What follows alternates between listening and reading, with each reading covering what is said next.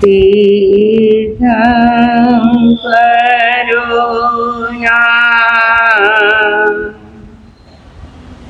મુખ કમલથી વહેતી નિરમલ સરસ્વતી ગણધર વિશાળ પ્રજ્ઞા સૂત્રરૂપે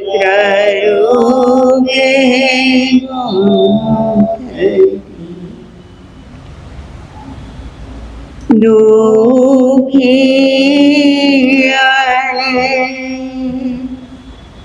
પાપી કણા દુઃખ પાપને નિવારતી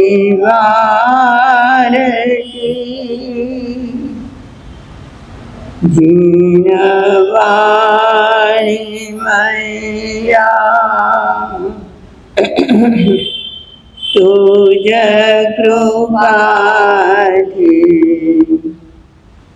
થાય મુજની રમતી જીનવાણી મૈયા તુજ કૃપાથી થાય મુજની રમણ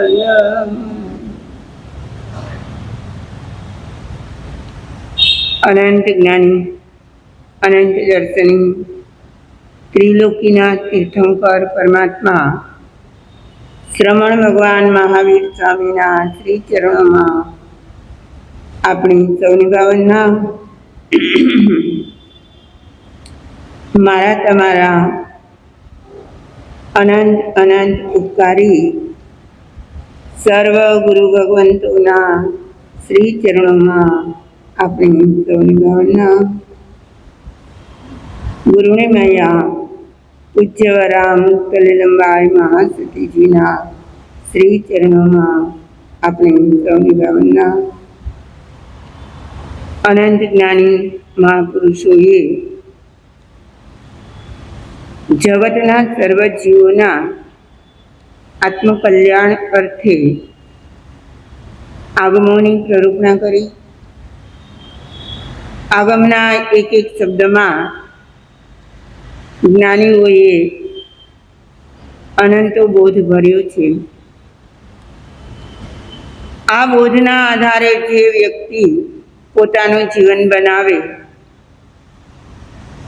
એ વ્યક્તિ 5-15 ભવે યા તો અર્ધપુદ્ગલ પરાવર્તન કાળમાં અવશ્યમેવ મોક્ષ ગતિને પામે. આવા જીનેશ્વરના વચનો જે વ્યક્તિએ અવધાર્યા છે અથવા તો જે વ્યક્તિ એ વચનો પ્રત્યે બહુમાન ધરાવે છે એવા વ્યક્તિઓના અવશ્યમેવ ઉદ્ધાર થયા જ છે. આપણે આ ભારતીય આર્ય સંસ્કૃતિ એમાં જે શ્રમણ સંસ્કૃતિ છે એટલે જીન ધર્મને પાળનારી સંસ્કૃતિ છે. એ પ્રાય કરીને 2 આધાર સ્તંભ પર ચાલી આવે છે, વર્ષોથી ટકી રહી છે. એ 2 આધાર છે, એક છે તપનો અને બીજો છે ત્યાગનો. તપમાં પણ કંઈક ને કંઈક તો ત્યાગવાનું જ હોય છે, પણ ઘણી વ્યક્તિઓ તપ ના કરી શકે ત્યારે શું કહે, આપણે ત્યાગ કરીએ. તપ અને ત્યાગ જીવને તરવા માટે નાવના બે હલેસા જેવા છે. હલેસા સમજો છો? નાવ ચલાવવા માટે જ્યારે સાગરમાંથી નાવ પસાર થતી હોય, કોઈ નદીને પાર કરી રહી હોય, ત્યારે એ નાવિકના હાથમાં બે હલેસા હોય છે અને હલેસાથી એ પાણીના પ્રવાહને દૂર કરતા જાય અને નાવ એમની આગળ સડસડાટ ચાલતી જાય. બરાબર આ જ રીતે આર્ય સંસ્કૃતિના જૈન ધર્મમાં તપ અને ત્યાગના બે હલેસા છે. કહો કે આખી સંસ્કૃતિ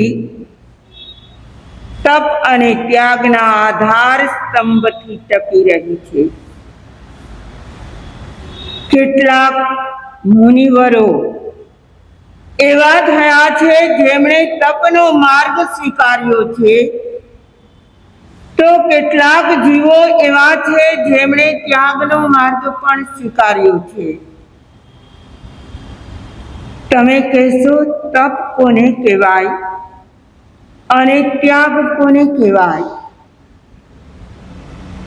પ્રાય કરીને સૌ કોઈને ખ્યાલ જ છે કે 12 પ્રકારનું તપ હોય. કેટલા? 6 બાહ્ય તપ, 6 આભ્યંતર તપ. તપમાં આહાર સંજ્ઞા પર કાબુ લાવવો પડે અને તપ કરનાર વ્યક્તિ કર્મોની નિર્જરા કરે. તપ કરવા પાછળ આપણો આશય માત્ર શાનો હોવો જોઈએ? કર્મની નિર્જરા થાય. આપણા શ્રી 10 વૈકાલિક સૂત્રમાં બતાવ્યું છે કે આ લોકના હિત માટે નહીં, પરલોકની કોઈ વસ્તુઓ મળે એમના માટે નહીં, મારી કીર્તિ, મારી પ્રશંસા, મારા વખાણ થાય, યા મને માન સન્માન મળે, બહુમાન મળે, એવા આશયથી પણ તપ કરવાનો નથી. તો કયા આશયથી કરવાનું? આ બધાની ના છે. આ ભવના, આગામી ભવના કોઈ પણ સુખો, સાહેબીઓ અમારે જોઈતી નથી. શેના બદલામાં? તપના બદલામાં. અને ઉપરાંતમાં પ્રશંસા, વાહવા, બહુમાન આદિ પણ જોઈતા નથી. તો શું જોઈએ? હું તપ કરું અને મારા કર્મોની નિર્જરા થાય. શું થાય? આશય તો આજ હોવો જોઈએ. અને તે છતાંય એમાં વિકૃતિ આવતા આજે આપણે કઈ પરિસ્થિતિએ પહોંચી ગયા છીએ? કહેવાનો આશય, જો આ આર્ય સંસ્કૃતિને ટકાવનારો આધાર સ્તંભ તપ હોય, ત્યાગ હોય, તો એ કેવો નિર્મળ હોવો જોઈએ. તપ અને ત્યાગ આ બંને હલેસા જો આખો ભવસાગર પાર કરાવતો હોય તો એને આપણે ભૌતિકતામાં ક્યાં વાપરી નાખીએ? માટે જ્ઞાની કહે છે કે તું તારા અંતરનું નિરીક્ષણ કરી લે. આપણી આલોચના હજુ પણ ઉત્તરાર્ધમાં આવી ચૂકી છે. એ પણ આલોચનાના ભાવો આપણે વિગતથી જોઈ રહ્યા છીએ. આલોચના કરનારના માયા, નિદાન અને મિથ્યા દર્શન શલ્ય, આ 3 શલ્યો નીકળી જાય. શલ્ય કોને કહેવાય? કાંટાને શલ્ય કહેવાય. કોઈ વ્યક્તિ ક્યાંય પણ ચાલતી હોય અને ચાલતા ચાલતા એમના પગમાં કાંટો વાગી જાય, પછી એ પહેલા ચાલતા હોય એમ જ ચાલી શકે? શું થાય? એની ગતિમાં સ્ખલના થાય, કાં તો એમને થોડી વાર અટકી જવું પડે, શલ્યનો ઉદ્ધાર કરવો પડે, કાંટો કાઢવો પડે, યા તો પગ ઊંચો રાખીને ચાલે તો પણ એની ગતિ તો લથડાતી જ જતી હોય. શલ્ય પણ એવા જ પ્રકારના છે, માયા, નિદાન અને મિથ્યા દર્શન શલ્ય. તો આ ત્રણ શલ્યના કારણે આપણી મોક્ષ તરફ અગર ગતિ થઈ હોય તો પણ એમાં શું આવી જાય? રૂકાવટ આવી જાય. તપ અને ત્યાગ આ બંને મહત્વના પરિબળો છે. તપ કરનારને જેમ ગતિમાં વધારો થતો જાય, ગતિ આગળ વધતી જાય, એમ ત્યાગ કરનારને પણ એમની મોક્ષ ગતિમાં પ્રગતિ થતી જાય. તપ અને ત્યાગ. તપ માટે કહેવાય છે તપસા નિર્જરા ચ. તત્વાર્થ સૂત્ર ઉમા સ્વાતિજી મહારાજ કહે છે કે તપ કરનારને કર્મની નિર્જરા થાય, અને એ નિર્જરા થતા થતા તો કર્મનો ભાર હળવો થઈ જાય અને એ આત્મા હળવો થઈને મોક્ષ ગતિ તરફ જઈ શકે. પરંતુ ત્યાગ કોને કહેવો? હે, તમે કહેશો વ્રત પચખાણ લઈએ, કંઈક નિયમ અંગીકાર કરી લઈએ, આજે હું 1 કલાક મૌન રાખીશ, ત્યાગ થઈ ગયો કે નહીં બોલવાનો? હે, હા, 1 કલાક માટે તમે બોલવાનો ત્યાગ કરો તો મૌન તપ થાય, મૌન આચરણમાં આવી જાય. એવી રીતે જે પણ તમે ત્યાગ કરો એમાં પણ કંઈક ને કંઈક તો છોડવાનું તો હોય જ છે. ત્યાગમાં છોડવાનું ખરું કે નહીં? હે, હું આજે રાત્રિ ભોજન નહીં કરું, એવો જો વિચાર કરે, એવો જો નિયમ કરે અને ત્યાગ કરે તો રાત્રે ખાવાનું છૂટે કે નહીં? એટલે ત્યાગમાં છોડવાનું છે, અને એ ત્યાગ કરતા કરતા વ્યક્તિ નિસ્પૃહ બને. જો તપમાં એકમાત્ર આહાર સંજ્ઞા છૂટે છે. શું છૂટે? બાકીની ભય સંજ્ઞા, મૈથુન સંજ્ઞા અને પરિગ્રહ સંજ્ઞા તો અકબંધ રહે છે. શેમાં? તપમાં. પરંતુ જે ત્યાગ કરે છે એમના તો ભય, મૈથુન અને પરિગ્રહ સંજ્ઞાઓ પણ ઘટે છે. માટે તપ અને ત્યાગ આ બંને આધાર સ્તંભ છે. આવા આધાર સ્તંભથી જે વ્યક્તિ આગળ વધતી હોય એ વ્યક્તિને ત્યાગ કરતી વખતે શું શું છોડવું પડે? ત્યાગ કહેવાય જ કોને? હે, છોડવું તે ત્યાગ. હે, કહ્યું છે, શાસ્ત્રની ગાથા બતાવે છે, જેય કંતે પિયે ભોયે લદ્દે વિપીઠી કુવઈ સાહીને જયઈ ભોયે સે ઊંચાઈ તી જઈ. શું કહે છે? જેય કંતે, જે કાંત લાગતા હોય, પ્રિય લાગતા હોય એવા પદાર્થો. પિયે, ભોયે એટલે ભોગના સાધનો, પ્રિય ભોગના સાધનો. જેય કંતે પિયે ભોયે લદ્દે વિપીઠી કુવઈ, મળી ગયા હોય અને જે છોડે. વિપીઠી કુવઈ એટલે તે તરફ પોતાની પીઠ કરી દે.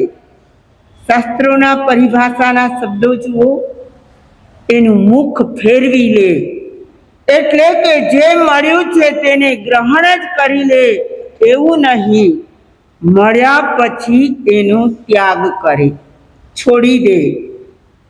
અને આ ભારતીય આર્ય સંસ્કૃતિમાં વેદાંતીઓ પણ કહે છે તેન ત્યક્તેન ભુંજીથા. શું કહે કે તારા ઘરમાં અગર રસોઈ તૈયાર થઈ ગઈ છે, ખબર છે વેદાંતના માનનારા શું કરે છે, કૃષ્ણના રામના ભક્તો શું કરે, સનાતન ધર્મીઓ શું કરે, પોતાના ઘરમાં જ્યારે રસોઈ તૈયાર થઈ જાય ત્યારે શું કરે, થાળ ધરે. કોને? પોતાના ઈષ્ટને. એના ઈષ્ટદેવ જે હોય એને પેલા ધરે અને પછી પોતે ખાય. કહ્યું છે આપણી સંસ્કૃતિમાં કે પેલા દાન અને પછી દાતણ. શું? દાન અને દાતણ. દાતણ કોને કહેવાય? હવે બધા બ્રશ કરતા થઈ ગયા, પણ પેલાના વખતમાં બાવળના દાંતણ વાપરતા નહીં. પણ કહે છે સબૂર, દાંતણ કરતા પહેલા શું કરવાનું? એટલે તો કબૂતરને ચણ ન ખાતી, હજી પણ નાખે છે. હા, અને ભલે પ્રશ્ન સમસ્યા બની ગયો હોય, પરંતુ આ આપણી આર્ય સંસ્કૃતિના સંસ્કાર છે. માં પોતાના ઘરમાંથી 7-8 વર્ષના બાળકોને થેલી ભરીને શું આપે? જુવાર આપે. અને પેલાના વખતમાં તો નદી કિનારે અથવા કોઈ ઓટા એવા હોય, કોઈ કબૂતરા આવી શકે એવી ચબૂતરાની જગ્યાઓ હોય, ત્યાં એમને નાખવા મોકલતા. ઘરમાં રસોઈ બને અને રોટલી ઉતારે કે રોટલા પેલા બનાવે ત્યારે નાના નાના રોટલા બનાવતા, અમને યાદ છે. અને નાના રોટલા બનાવીને કોના હાથમાં આપે? નાના બાળકોને નાનું ગમે એટલે નાના નાના રોટલા બનાવીને કોને નાખવાના હોય? ગાયને અને કૂતરાને. હા, તો તેન ત્યક્તેન ભુંજીથા, ત્યાગ કરો અને પછી તમે ખાઓ. એ ખાધેલું અન્ન પણ આપણને યથાર્થ રીતે પરિણમી જાય. આવી છે તપની અને ત્યાગની આ ભૂમિ.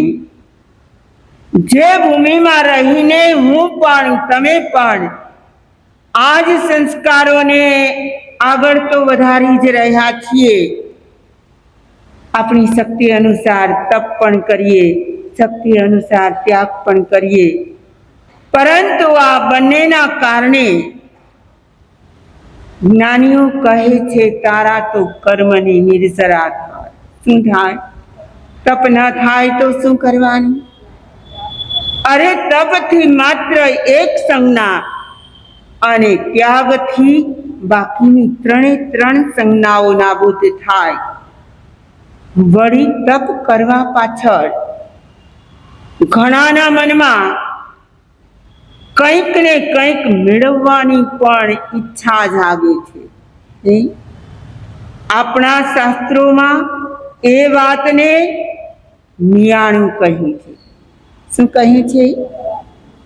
આપણે આલોચનાના બીજા શબ્દને જોઈ રહ્યા છીએ કે તપ કરનાર વ્યક્તિ નિયાણું કરે. નિયાણું એટલે શું? તપના ફળને માગી લે. એટલે કે કર્મ નિજરા થતી હોય એ ના થાય અને એના બદલામાં એને કોઈ વસ્તુ મળી જાય. આવું નિયાણું કરનારા નિયાણ કડા જીવો કહેવાય. શું કહેવાય? નિયાણ કડા જીવો. એની ગતિ કઈ હોય?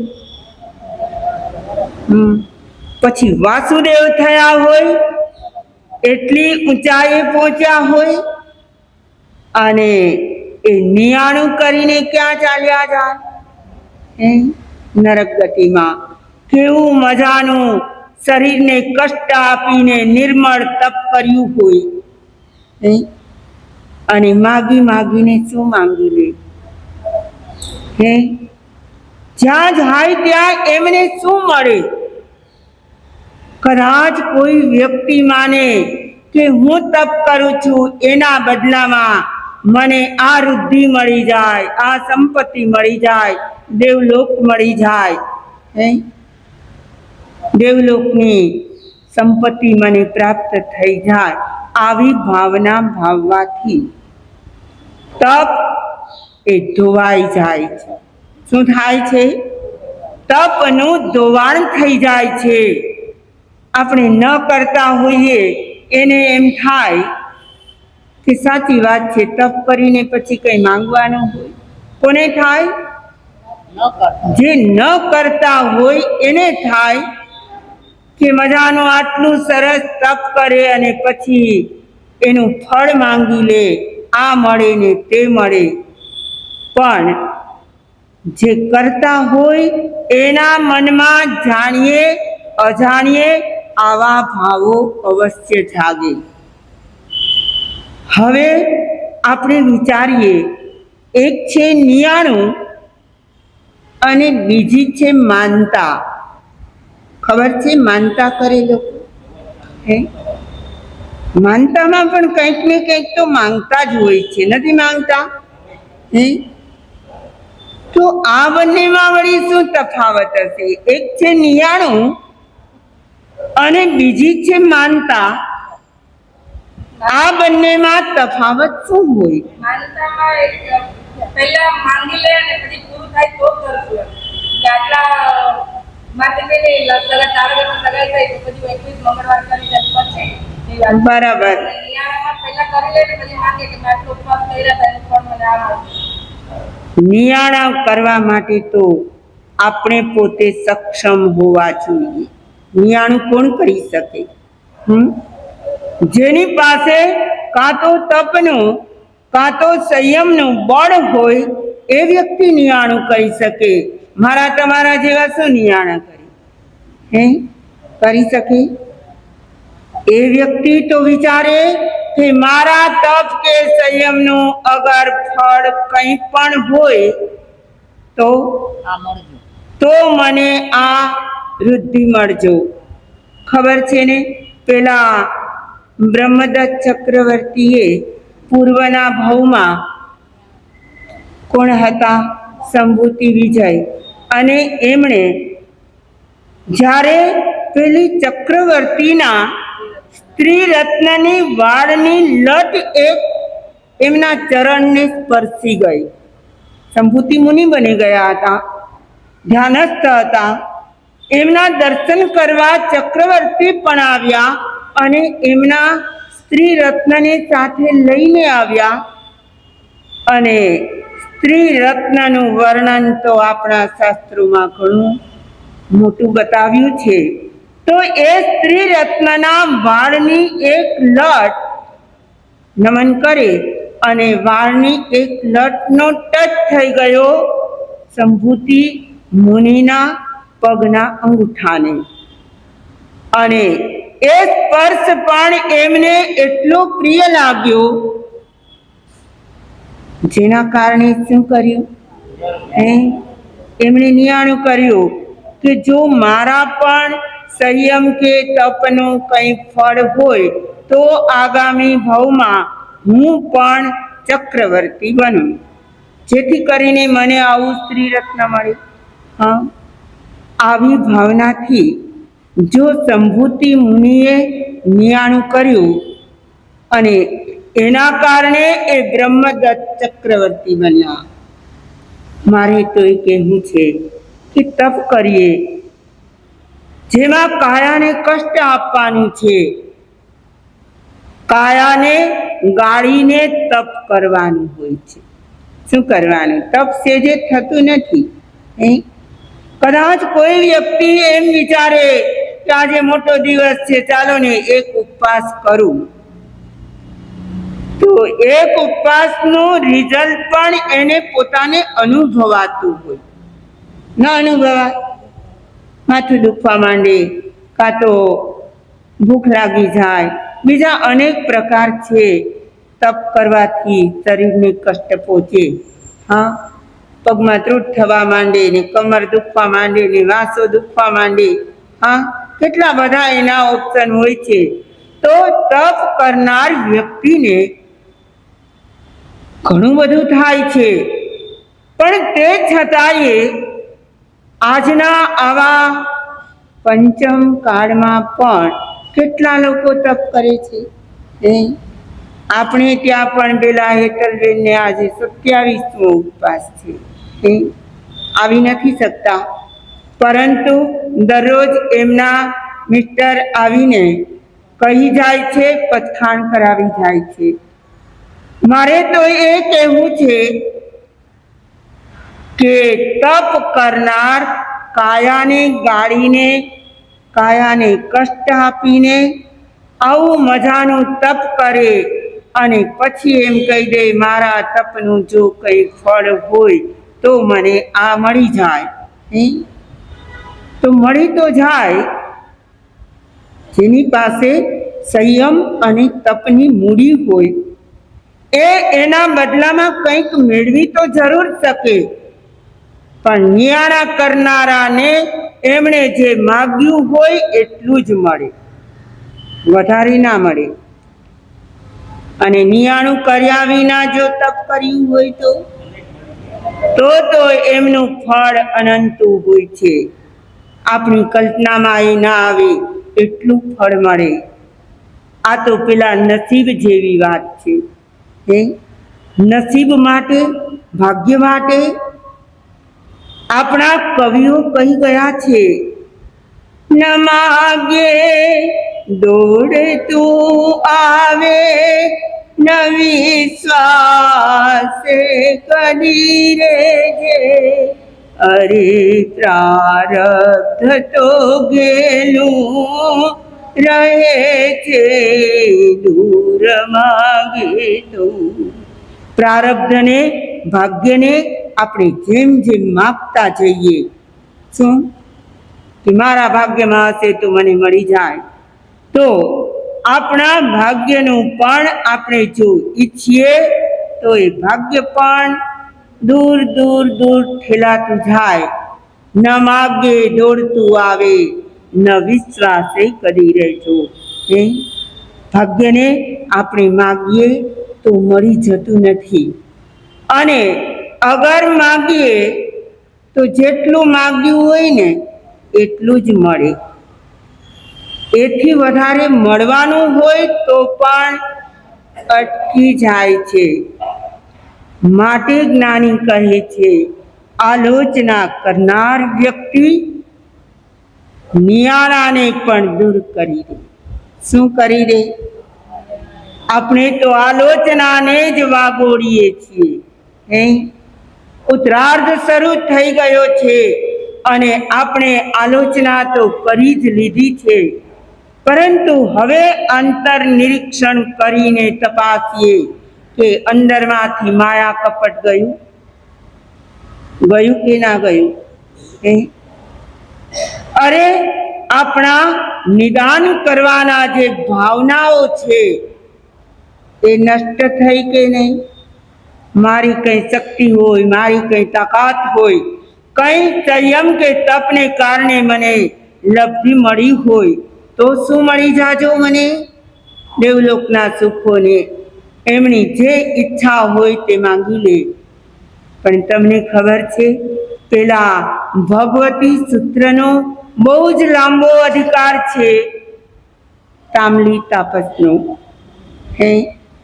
અને તામલી તાપસ એ ઈશાનેન્દ્ર બન્યા છે, ઈશાન દેવલોકના ઇન્દ્ર બન્યા છે. ભગવાનના દર્શન કરવા આવ્યા. ગૌતમ સ્વામીએ પ્રશ્ન કર્યો, આ ઈશાનેન્દ્ર કેમ બની ગયા? આ પૂર્વભવમાં કોણ હતા?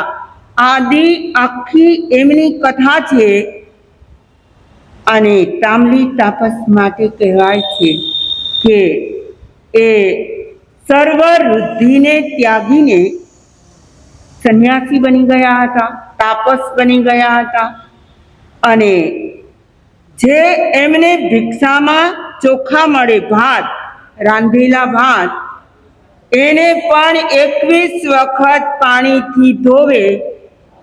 એ સાદો ભાત હોય એને એકવાર પાણીમાં નાખો, રાંધેલો ભાત બીજી વાર નાખો, ત્રીજી વાર નાખો, એમ 21 વાર ધોયેલો એ ભાત પોતાના ભોજનમાં લેતા અને બાકીના દિવસોમાં તપ કરતા. આવા તાંબલી તાપસે તપ કરતા કરતા કેટલા કર્મોની નિર્જરા કરી અને પેલા અસુરેન્દ્રની ગાદી ખાલી થઈ. અસુરેન્દ્ર કોણ કહેવાય? અધોલોકના ભવનપતિના ઇન્દ્ર હોય.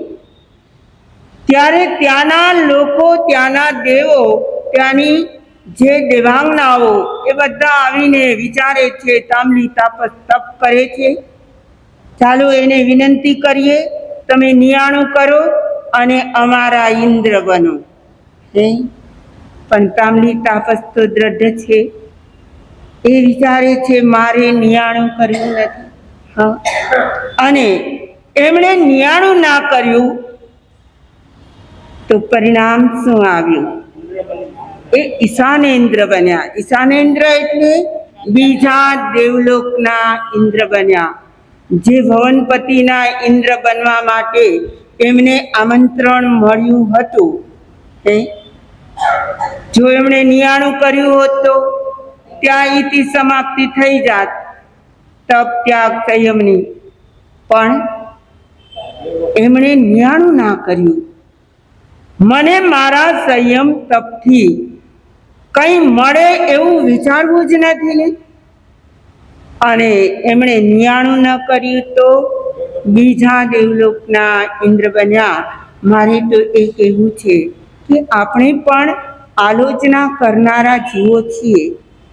કરીને બધાએ આલોચના.